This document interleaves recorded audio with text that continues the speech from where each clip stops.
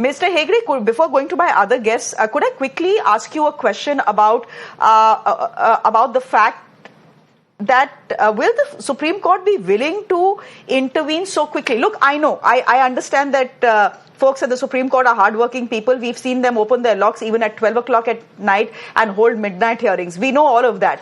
But as I said, it's 8:15. It's only 20 minutes ago that Mr. Arvind Kejriwal's legal team has actually sent an email to the Supreme Court. Do you think that urgent hearing can take place this evening itself, or do you think the ED will perhaps take Mr. Kejriwal in their custody and then the matter can be heard in the Supreme Court tomorrow? How do you think this will play out?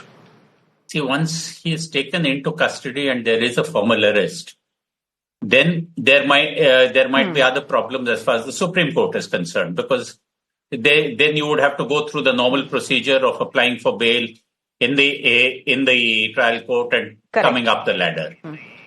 The attempt right now is to have a stay on a possible arrest. That the Supreme Court can very easily constitute a bench. Often what happens is that if the Chief Justice of the day decides to constitute a bench, whether he can very well check who are the judges immediately available and whether they are willing to have the matter heard and where the place is. See, these are all matters of logistics. Okay. And yes, I know that a lot of people go and get WhatsApp information about courts being opened in the middle of the night.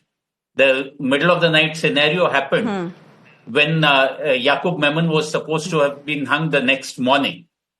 Then Chief Justice Deepak Mishra, it was, who decided that instead of having the hearing at the houses of the judges, to have the court open and have the hearing in the courtroom itself.